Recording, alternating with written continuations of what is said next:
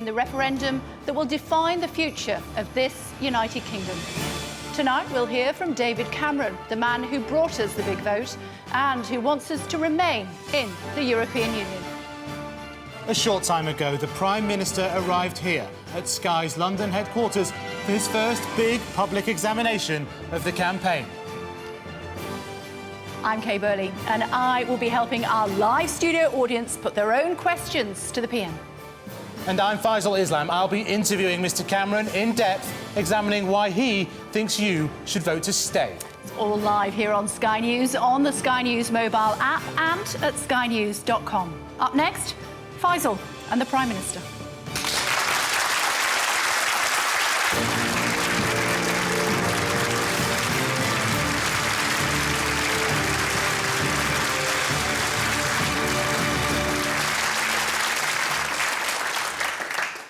Prime Minister, why don't we start with some actual facts? What is the net number of EU migrants that have arrived in this country since you became Prime Minister 6 years ago?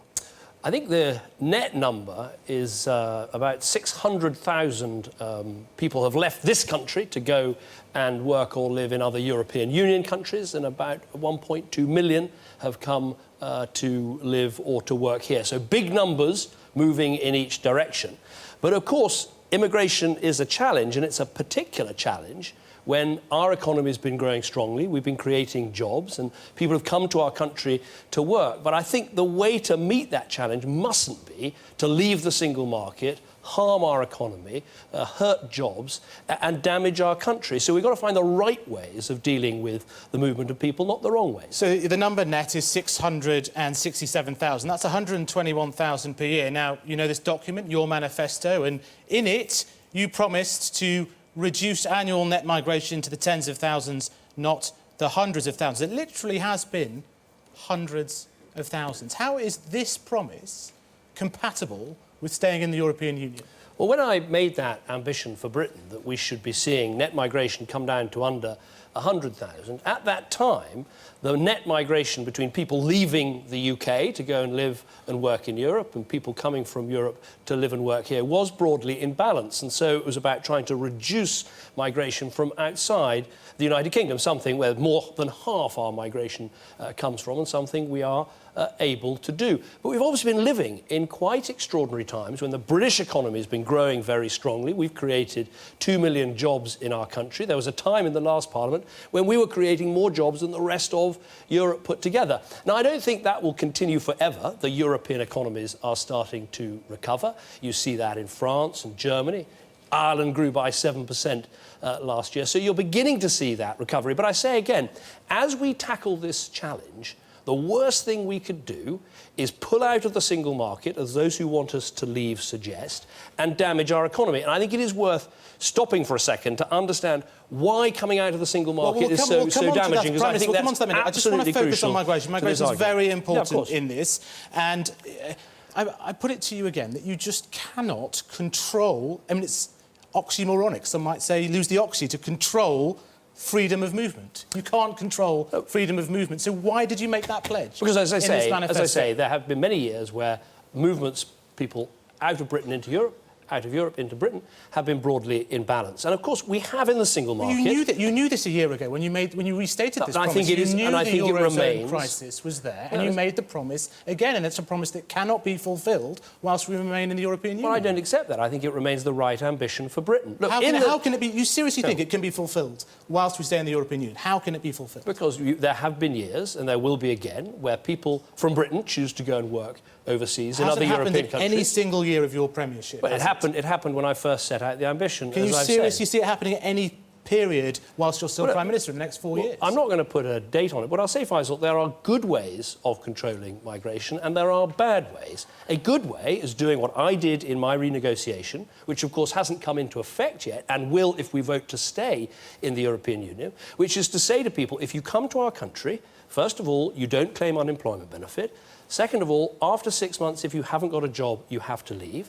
And third of all, if you do come and get a job, you have to work for 4 years, paying into the system before you get full access to our welfare system. Access, you know what I'm going to say? Yes, absolutely. That wasn't the manifesto commitment. Yeah. You said no access for 4 years. Yeah, no, well, we got not full access for 4 years, which is, I think, very important because, of course, today someone can come from a European country and get an extra £10,000 on top of their wages. So that is a good way to control immigration. How many? That will Out of EU migrants, what proportion of EU migrants have claimed tax credits? It's over 40% are claiming tax credits. That number's pretty sketchy. DWP have said no to that number. That is the number. 1 in 8. 1 in 8 is the number I number have is that for 40%, and for some of them they get as much as £10,000. Now, look, let's be clear.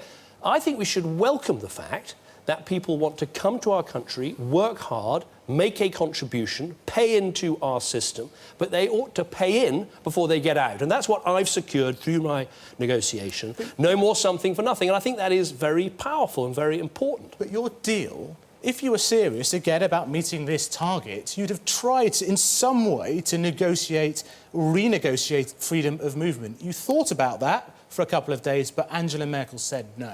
No, what happened was there's a whole series of changes to freedom of movement, because it isn't freedom of movement if you're a criminal, it isn't freedom of movement if you're a terrorist, it isn't freedom of movement if you've conducted a sham marriage. And as I say, it isn't freedom of movement if you cannot support yourself. If you come to Britain, you can't find a job, you can't support yourself, we can make you go home. And I think that's very important. But look, I'll be absolutely level with you and the audience and everyone back at home. We're in the single market. It's a market of 500 million people. It is vital to the success of our businesses. Part of that single market is British people being able to work and live in other European countries, and Europeans being able to come and live and work in our country. But as I say, work, not if they can't sustain themselves, they have to go home. Now, if you want to get out of the single market, which is what the Leave campaign want to do, you will fundamentally damage our economy. That cannot be the right way of controlling immigration. It would make our economy smaller, it would cost jobs, we'd be poorer as a country.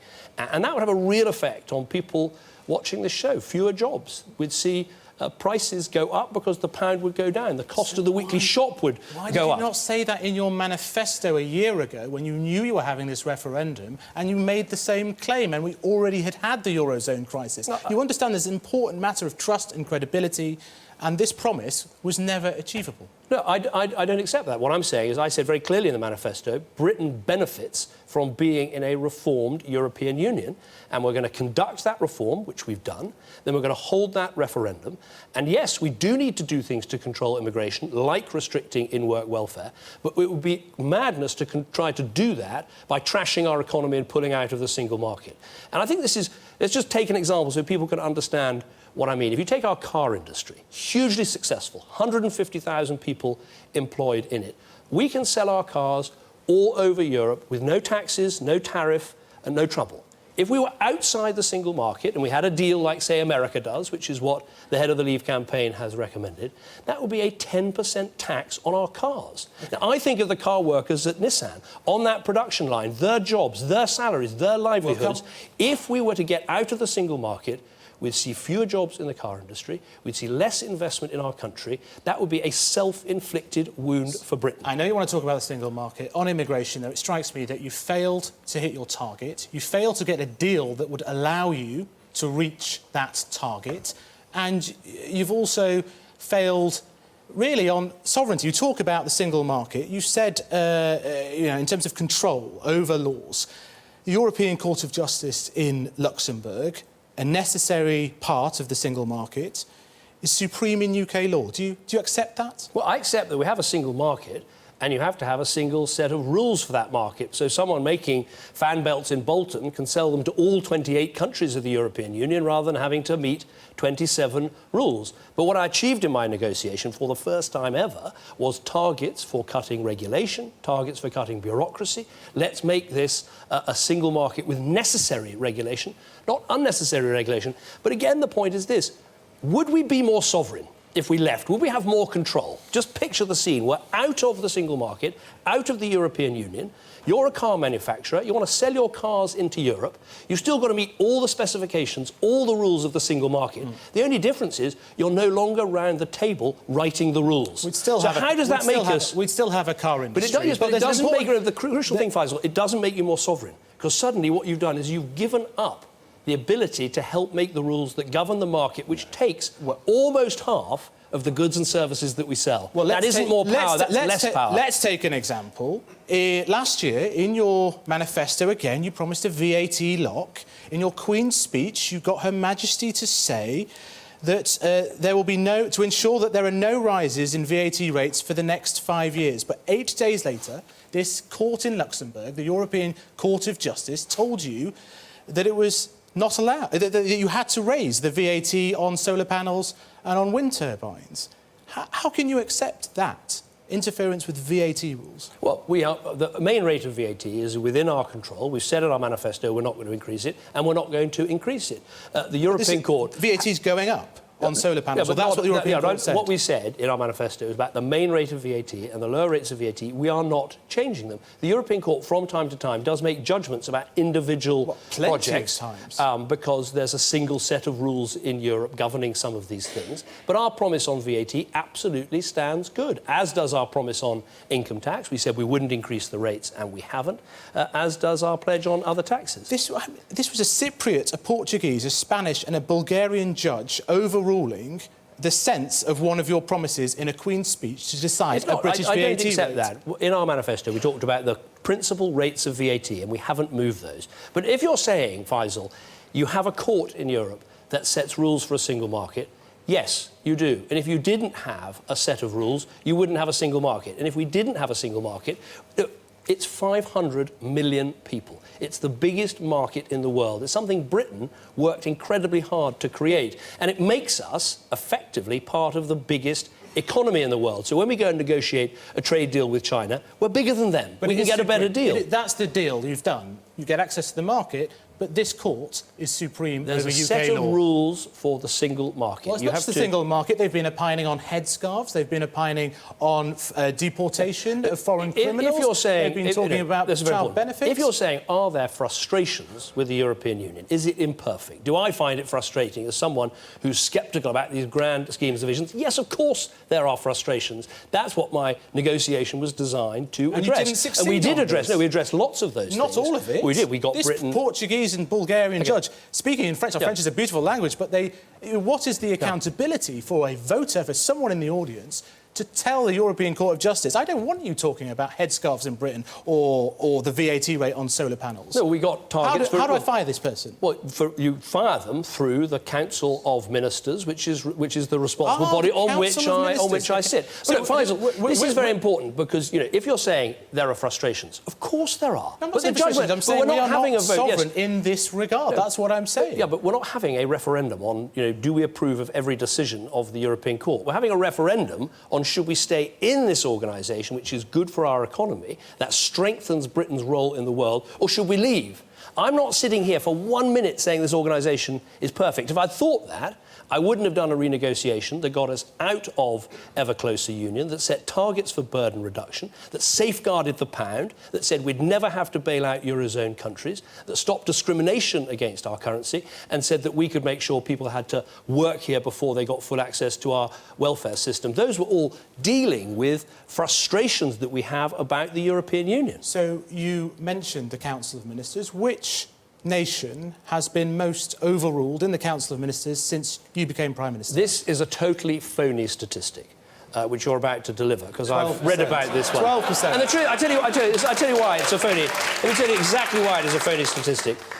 We insist that where we disagree with a judgment, and we're on the winning side, I think, on 80% of occasions. Where we disagree... Well, so that's 20% when you're not. So where we... Hang on. Where we disagree... You said it was phony. It's not I'm going to phony. answer your question. So where we disagree, lots of other countries, when they disagree, they'll say, OK, we actually often insist on voting against a register that we don't approve of a particular regulation. But look, if you're saying to me, are there regulations in Europe that annoy you? Yes. Are there things about Europe that frustrate you? Yes. Look, I'm the Prime Minister who sits around the table with 27 other heads of government and state, and sometimes this organisation drives me crazy.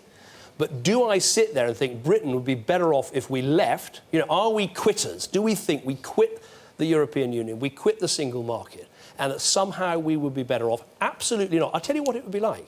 We would be outside the room. The European Union doesn't stop existing just because we've left. The channel doesn't get any wider if we decide to leave. a group of people would be sitting around a table making decisions about our biggest market, about the future of our continent, about things that affect us, and we would have our nose sort of pressed to the window trying to find out what decision they were making. We would have the freedom to trade with China and India and all the growing markets and be able to do so without the shackles of EU regulation. Let's address this getting out into the world and trading, which is exactly what we're doing, by the way. We have 53 trade deals with other countries and territories because of the European Union. Just imagine again if we left. So you've got the effect by leaving of losing access to the single market hitting your economy. You also got what I would call the uncertainty effect. Greenland left the European Union. They mostly produce fish. No, that's my point. That is exactly my point. They mostly produce fish. There are 60,000 people. It took them 3 years to negotiate their exit, right? We'd have to negotiate our exit, negotiate our trading arrangements with the European Union, and negotiate 53 other trade agreements. In my view, this would take a decade. Do we want a decade of uncertainty? Do our businesses want a decade of uncertainty? We'd have the same deals for 2 years. You would activate Article 50, it would take 2 years, we'd still be in the EU, we'd have some time to negotiate. OK, you activate Article 50. You're going to activate that immediately? That is what, if British people vote to leave, that's what we should do. On the 28th of June, you will activate it at the European Council. That's what we have to do. What would happen next? You have 2 years to negotiate. At the end of those 2 years, you are out and you have to operate under World Trade Organization rules. And I want people to understand what that means. That means 10% tariffs on the cars that we sell to Europe. It means tariffs on the clothes we sell. It means potentially tariffs on the food that we sell. It would hammer our farmers, it would hammer jobs. It is, as the head of the World Trade Organization himself said, a disastrous outcome for Britain. And the reason why these economic arguments are so important is, I think if we've learned anything over the last 6 years, if you don't have a strong economy, you can't have the health service that you want, you can't have the schools that you need, you can't have the public services you want.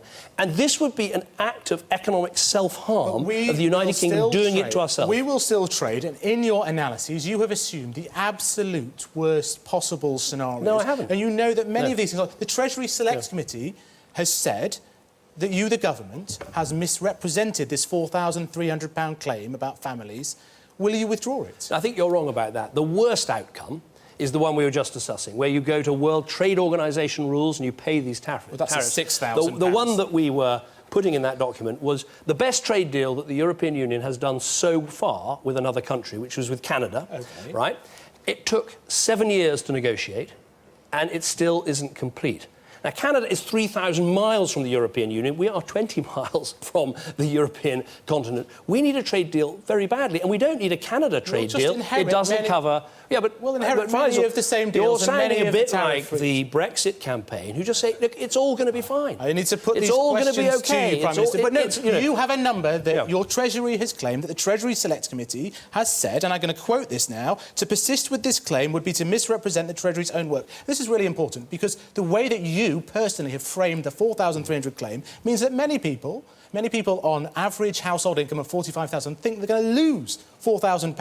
They're not going to lose £4,000, are they? Can you clarify that? What that figure is the loss to the economy divided by the number of households in our country. Look, if our country is poorer, then our households are going to be poorer. And what this means is fewer jobs. It means lower wages. It means less incomes. Those are the things that we'll be inflicting on ourselves if we were to vote to leave. Now, I've talked about the trade effect. That's because you're no longer part of the single market. I want to get on with this economic... I want to make one more point. Okay. We talked about the uncertainty effect. There's also, of course, the shock effect. Because people expect the country to be poorer by leaving, the shock of leaving, according to the Governor of the Bank of England, according to 9 out of 10 economists, is a severe shock that sees the pound fall, prices rise, and a recession in our economy. Predicting a pound fall. I've never heard that. I've covered economics for 10, 15 years. Why are you comfortable with talking about sterling? You can see it in the course of this campaign, when a good poll comes out for Brexit, the pound tends to fall. Things go up or down. We can cope with movements in sterling. We're a strong nation. What are you saying? Again, it all sounds so glib, just saying it's all going to be fine.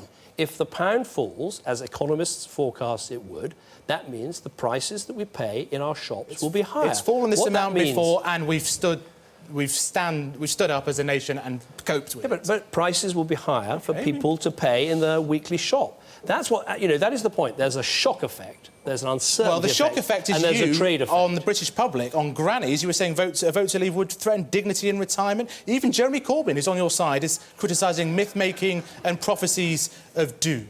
But even if you don't want to believe the Treasury, you've got the 9 out of 10 economists, you've got the International Monetary Fund... We know this. You've got the Bank... We've heard this You keep before. saying we know this. It's a glib. Right.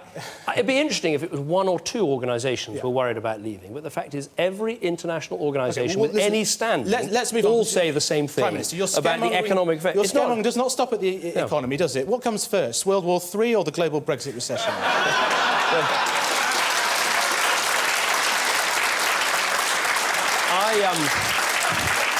Read my speech. The words World War III never a risk to uttered by peace them. and stability Yes. on our continent, serried rows of white headstones. How do you get from a vote to Brexit in 3 weeks' time to serried rows of white headstones? Can you explain the steps in Yes, between? let me tell you exactly.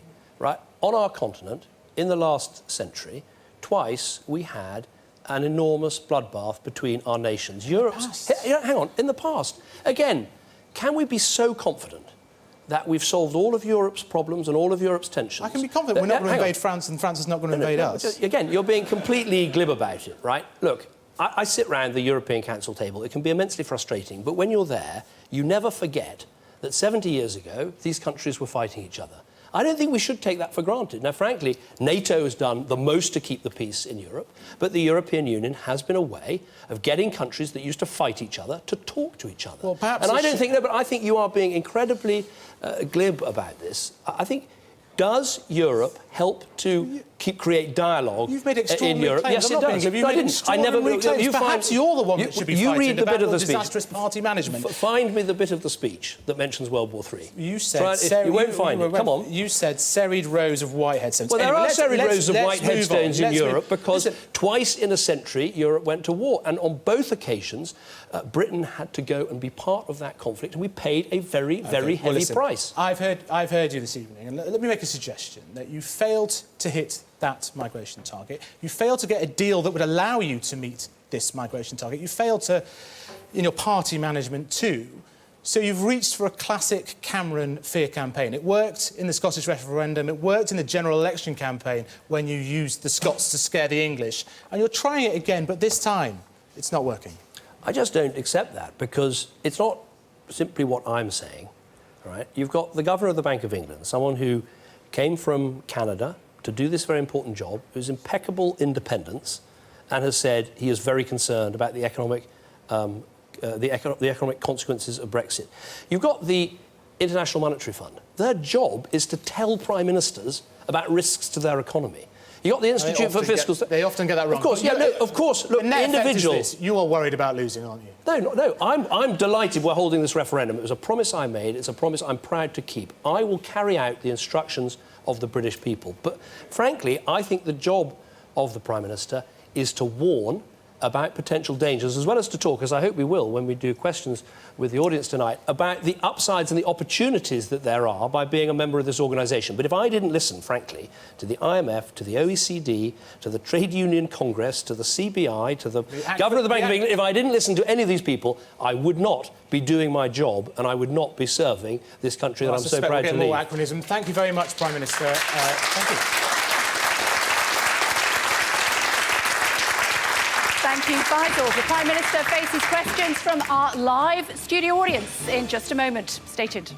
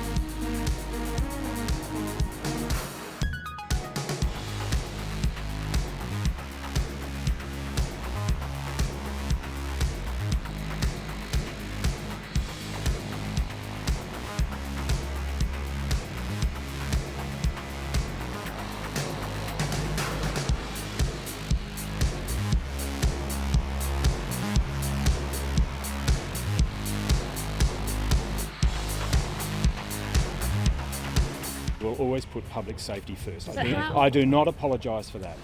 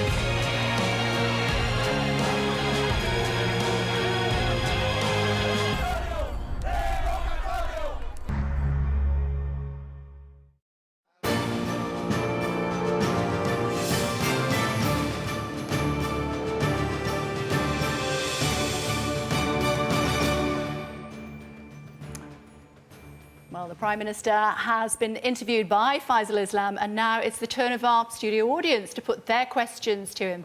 And if you want to get even closer to the action, we're recording the whole thing in 360, there it is, with this very special panoramic camera. More about that on Facebook.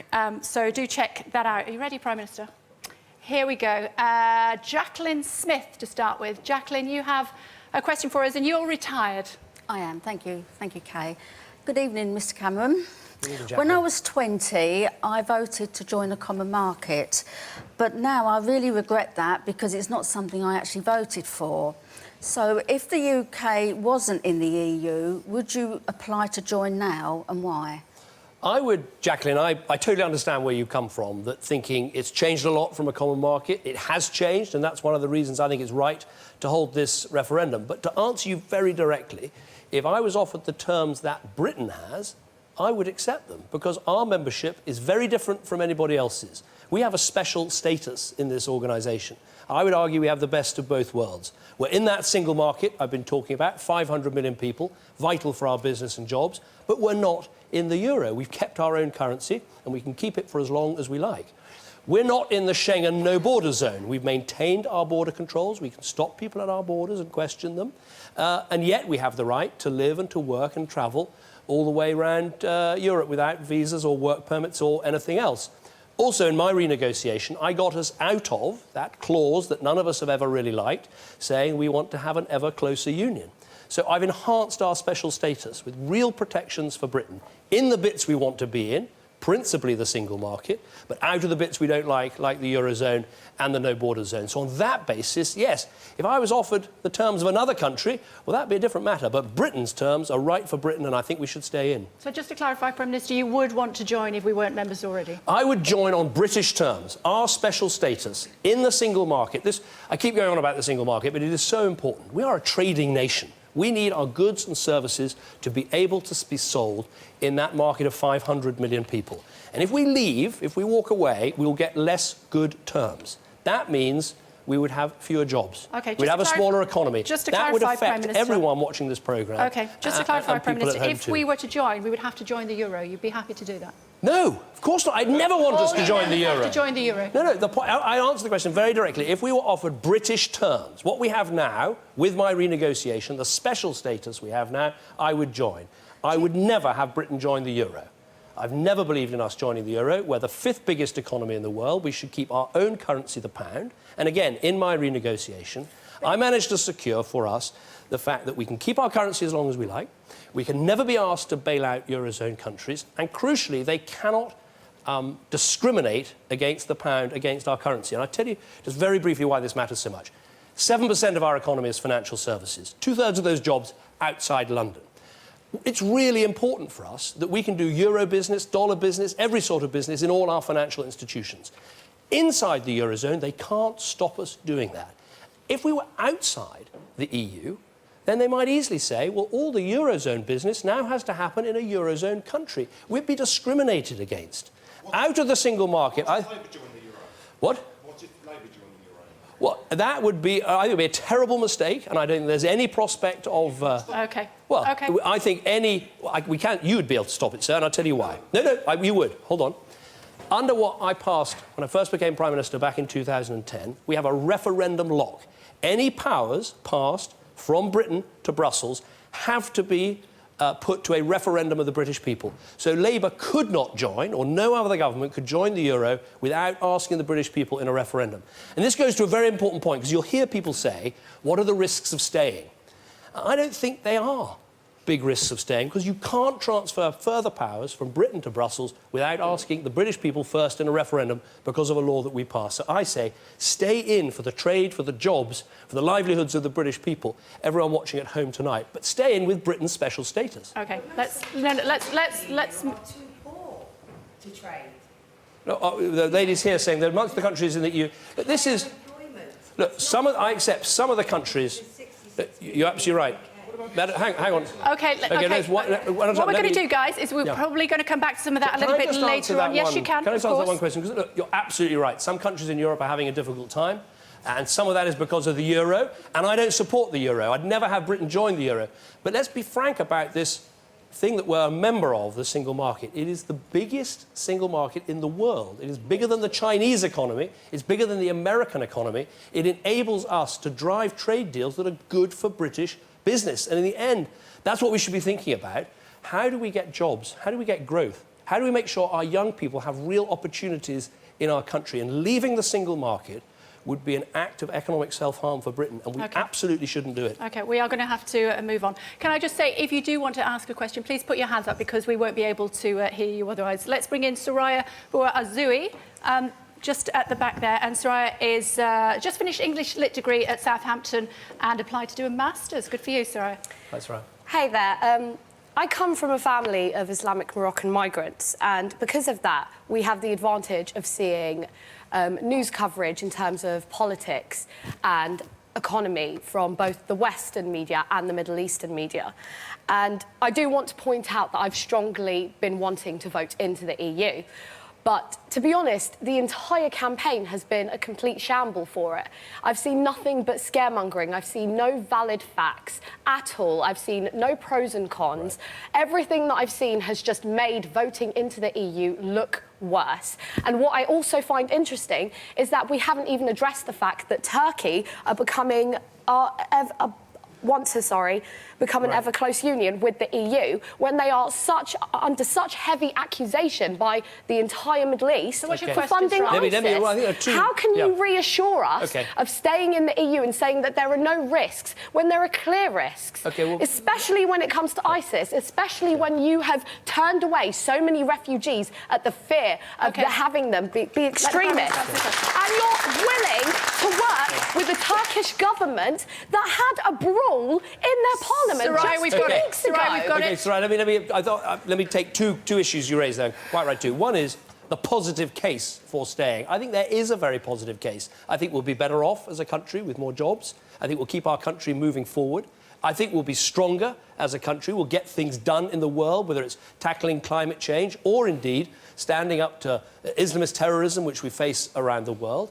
And I think also we'll be safer if we work together, strength in numbers, exchanging information about the threats we face. OK, now I'm going to answer your question about Turkey. No. Let me finish now, because I've seen you interrupt many people beforehand. Let me finish now. That is not answering the question. I was going to do Turkey, if you want me to do Turkey. I'm an English literature student. I know waffling when I see it, OK? I'm sorry.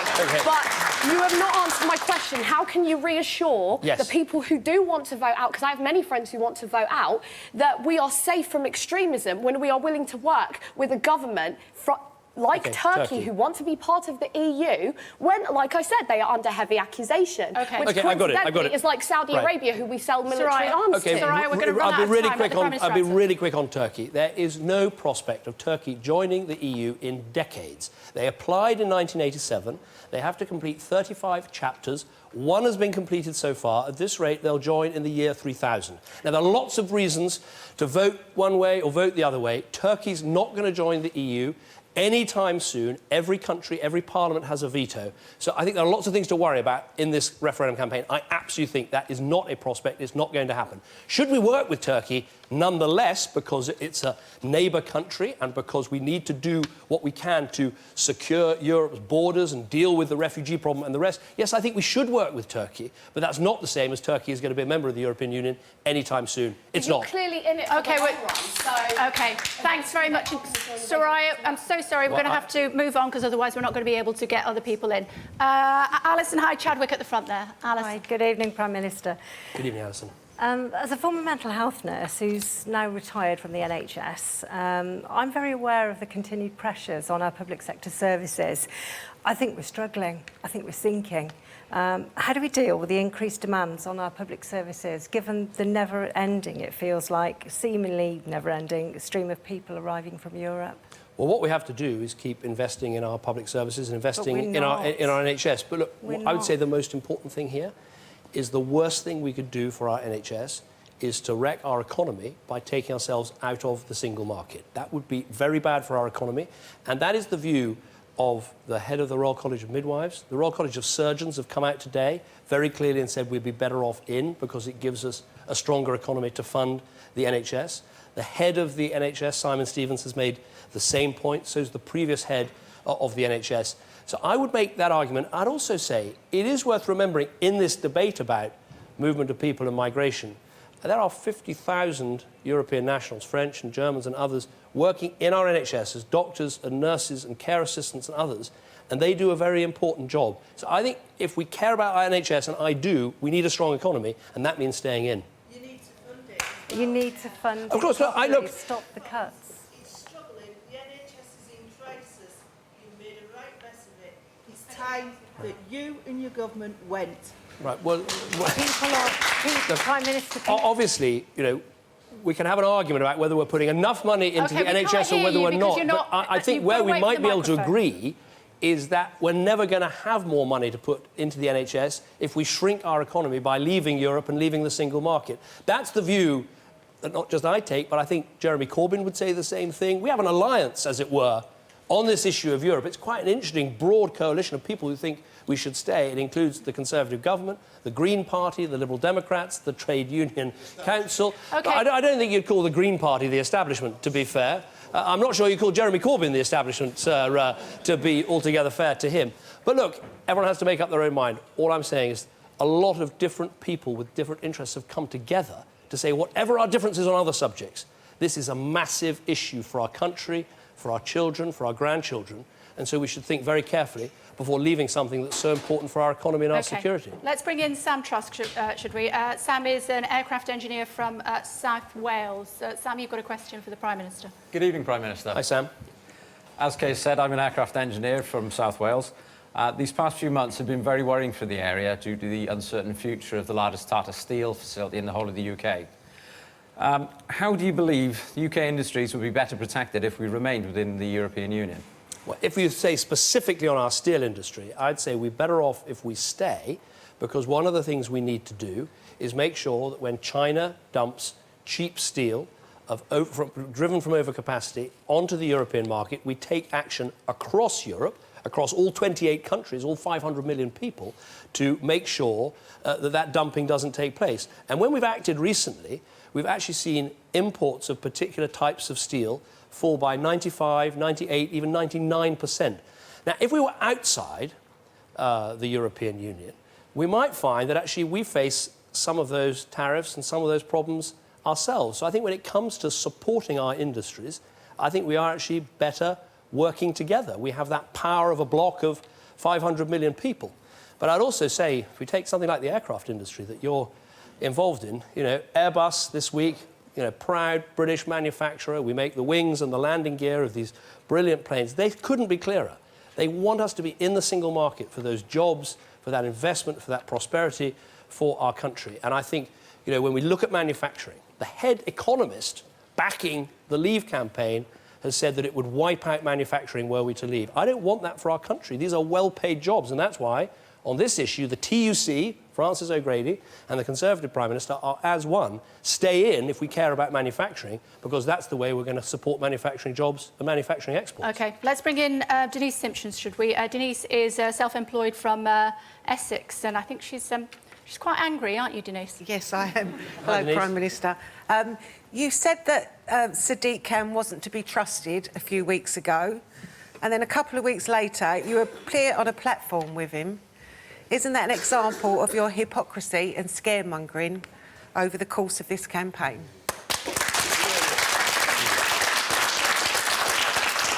Well, obviously I don't think so, and I'll try and convince you why it was the right thing to do. Look, we had a lively election campaign in London. I think some of the people he chose to share a platform with, I didn't think it was the right choice. And I criticised that. Questions were asked of him, but he was elected by the people of London. And I think the right thing for a Prime Minister to do is to work with an elected Mayor of London for the good of people in London. There's a lot of stuff we're going to have to do together. Let's try and improve the transport system. Let's make sure we have cleaner air. Let's make sure we have good public services. Now, Sadiq and I disagree about many things. We'll try and work together. But on this issue of Europe, we agree. We think London will be better off, the country will be better off, if we stay in. And so we buried our differences, put aside the arguments we've been having, and appeared on a platform. I don't think that's double standards or any of the rest of it. I think that's actually saying some of these issues are bigger than the politicians. This is such a big issue for us. And it's about the jobs of people in this room and the jobs of people at home. How are we going to secure a strong economy for the future? What's the best we can do when it comes to opportunities for our children? How do we keep our country safe in a dangerous world? Stop letting people in, then. Sadiq's view and my view is we work together in order to keep Britain in an organisation that can help us to grow and thrive. But to Denise's point, you actually said about the mayor, when he wasn't mayor, the man supports IS. I mean, is that a grubby comment that you regret? I certainly didn't say that about the mayor. I criticised some of the people he appeared... Mr. Khan. I criticised some of the people he appeared on a platform on. But look, in politics, you have to respect the will of the people, as we will in this referendum. The people in London voted for a Labour mayor. And I think the responsible thing for a Conservative Prime Minister is to say, look, we don't always agree, but where we can work together, we should. And on this issue, which does, frankly, it creates some pretty strange bedfellows. I've been out on the stump with Brendan Barber, former head of the TUC. I've been shopping with Harriet Harman. I'm appearing on Monday, I think, with the head of the Green Party. I've been making some new friends, I admit. But look, that's because we have lots of disagreements. But on this issue, which is so much bigger than any one politician or even group of politicians, and it's the choice. It's also, the politicians, we only get one vote. This is your decision. This is your vote. Every vote counts the same. But if I can find people that agree with me that we should stay, I'm happy to appear on a platform with them and talk about it, because I want everyone to have the maximum amount of information and arguments to take with them when they go and make this vital decision for our country. So you've sat down with Jeremy Corbyn? We can't do shouting out. I'm sorry. I haven't I've spoken to him about it. About we haven't appeared on a platform together. I don't know whether that's going to happen, but we do agree about this. And Jeremy Corbyn made a very strong speech today, saying he thinks that Britain, well, he thinks Britain is better off in, and so. And as you know, one gentleman shouted out the establishment. I don't think you can accuse Jeremy Corbyn of lots of things, but I don't think he's part of the establishment. And I think, frankly, when you've got all these different parties and all these different organisations all saying, look, this thing isn't perfect. I was out on Rainham Marshes today with the Royal Society for the Protection of Birds and the World Wildlife Fund, saying, well, we think for nature and for the environment it's better off to stay in. So let's have all these arguments out there. And in the end, you'll decide. OK, so we've got a question about another former London mayor. Sure. Can you guess which one? Ken Livingstone? Fiona Keddy would like to pose the question. Fiona. Hi, Fiona. Given recent exchanges over the last few weeks, do you still think that Boris Johnson would make a good Prime Minister? I think Boris is a very talented politician. He was a great mayor of London, and I've always said he's got a huge amount to give to public service and public life. I don't get to pick the next Prime Minister. That will be a decision made by the party and by the country when the country votes. And so I'm not going to put the black spot on anyone by saying who should or shouldn't do the job, but he's a very talented guy. On this issue, we disagree. I really think we'd be making a big mistake as a country. I think we'd be shrinking our economy. I think it would have an effect on people's jobs and livelihoods that would be bad. I actually think it would diminish our country, because I want us to be Great Britain. I want us to be out there trying to help fix problems that affect us back at home, whether that is migration problems, whether it's climate change, whether it's fighting terrorism, whether it's trying to stop Iran getting a nuclear weapon. We are enhanced in our power and our ability to get things done by being part of this organisation as we are being part of NATO or other organisations. So it's a profound disagreement. But frankly, in this debate, I think we're finding that sometimes within a family you can find disagreements. Within a community you can find disagreements. And that's why we're having a referendum. You're going to settle this issue, but I'm not going to hold back in making the arguments that I feel very, very passionately about. And Fiona, I'm sure neither will Boris. Does that work for you, Fiona? I don't think quite answered the question. You haven't answered the question. The question was, do I think Boris should be the next Prime Minister? No, I'm saying I'm not going to... to... Good one. I've said he's been a great Mayor of London. He's got plenty of left fuel in the tank, and I'll let other people decide. And that's as far as I'm going to go. OK.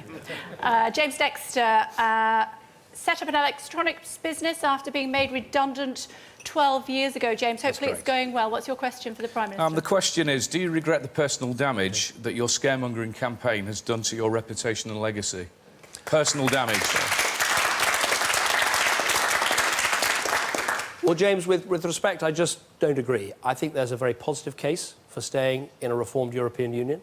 It's about jobs. It's about Britain's strength and place in the world. It's about keeping us safe.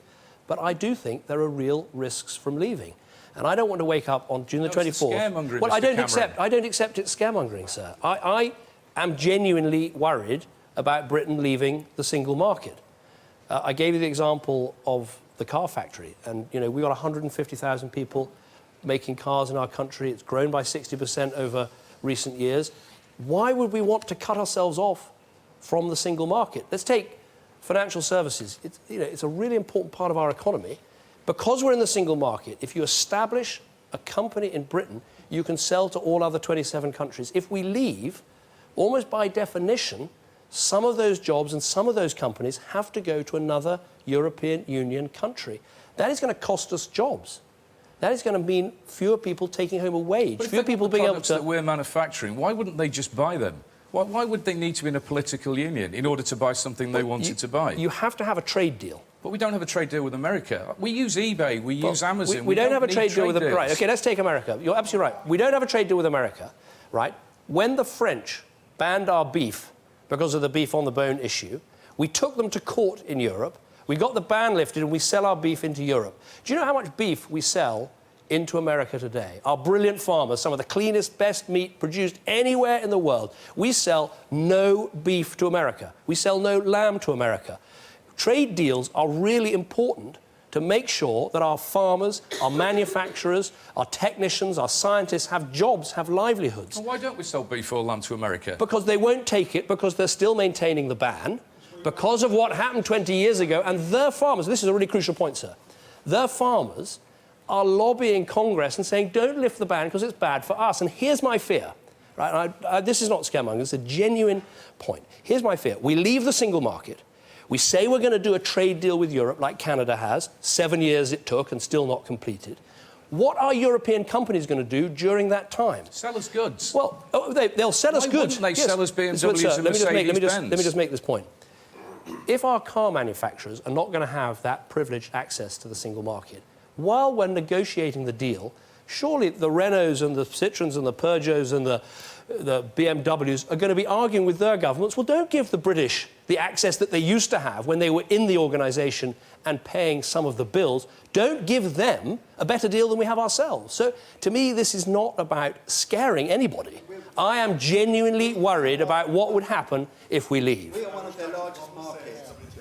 We're one of their largest markets. They're going to be banging on Angela Merkel's door saying, make sure you get a good deal with them because we need to keep selling. No, this is a really important point. And I want to address... I think you've hit a really important point. Lots more questions to get to, OK, Prime Minister. Here are the figures, and I think they speak for themselves. 44% of what we sell in terms of goods and services goes to other European Union countries. If you take the rest of the European Union countries, 8% of what they sell comes to us. Now, you don't have to be... Right. Well, that's... OK, right. Well, so you can see the dynamics there. It's 44% of what we sell. It's only 8% of what they sell. What's the trade deficit? You're absolutely right, sir.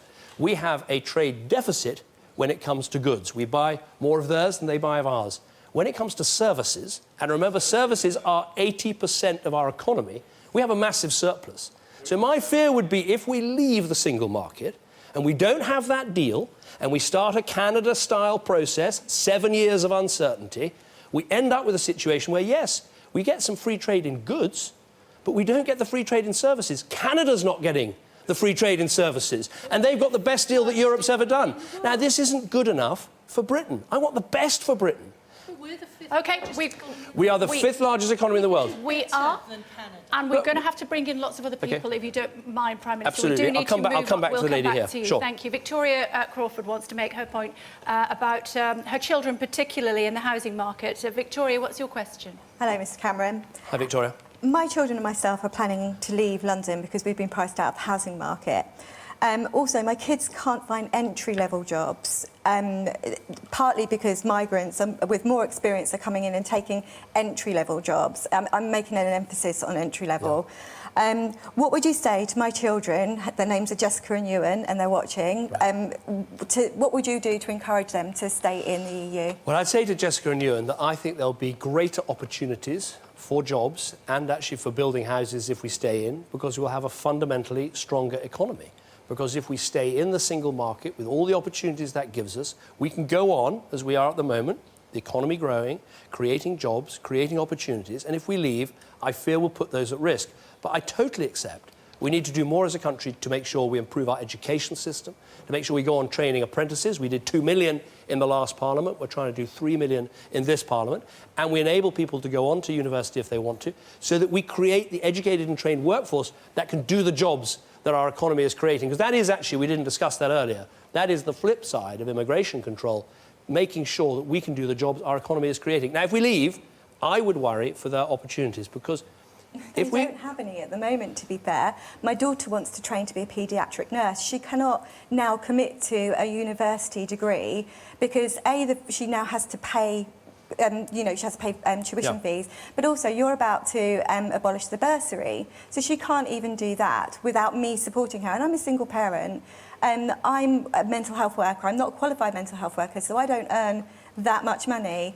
Their father lives in Spain, so the onus would be on me to support my daughter through that. But if you take those bursaries and make her pay for her tuition fees, it is completely out of the question for her to be able to attend. What I would say to your daughter is what we're trying to do here is make sure we train more nurses. Last year, we turned away... You need to make it easy then, David. I know, but except for... I understand that, but here's the problem. Because we had a bursary system, last year we actually turned away 37,000 British people who wanted to train as nurses. 2 out of 3 people who wanted to do that we couldn't pay for because of the bursary system. Now we've moved over to a loan system. The people who are actually going to take on that training, they will get more money. Yes, they will have a student loan, but there are jobs for them in the NHS. And if we do that, actually, we'll be less reliant on bringing in nurses from overseas. OK, we're going to have to leave that there. I'm so sorry. There's other people that want to bring in their questions. There are good jobs in nursing and good salaries in nursing at the end of that process. Can I bring in Kim Dunstan, who is a former police officer, 30 years service. Kim? Yeah, you've said we will be less safe if we leave the EU. Surely it's in every country's interest to share intelligence and cooperate on crime and terrorism. Are you really trying to tell us that Austria won't forewarn us of a bomb threat, or Italy won't act on the intelligence of a terrorist plot heading for the UK, or vice versa if we win Brexit? No, I'm not saying that, Kim, but I think you raise a really important point, and I'll be very direct about it. If you'd asked me 10 years ago, does Europe really have a lot to do with security and terrorism? I think I probably would have said no. It's down to our brave police officers, it's down to our security services and the cooperation we do with America and others. After 6 years of being Prime Minister, I honestly tell you, the cooperation we get through the European Union and the intelligence and the information does matter. Now, to answer you very directly, yes, of course, if we left, I'm sure we'd find a way of trying to get back into the structures and the organisation and the information exchange that we're currently in. But it would take us a lot of time, a lot of effort, and right now, we want to focus... Because that's in place now anyway. You just carry on as normal. It's in every country's interest to protect the citizens. What country in their right mind would not want to sort of cooperate with us? I mean, you look at the European arrest warrant. Well, let's deal with that, sir. That's a really good point. The Leave campaign, they want to come out of the European arrest warrant. And actually, to be a member of the European arrest warrant, almost all the countries are full members of the European Union.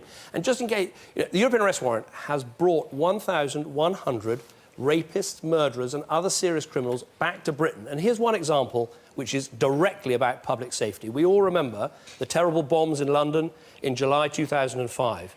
The second set of bombers, one of them, a man called Hussein Osman, left Britain, managed to make it to Italy, and because of the European arrest warrant, he was back here in days and is currently serving a 40-year jail sentence.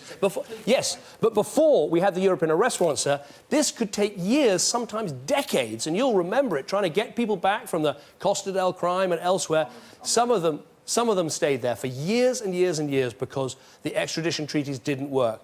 The European arrest warrant does work. It helps to keep us safe, and it's part of the cooperation that we have. OK, we are out of time. How quickly has that gone?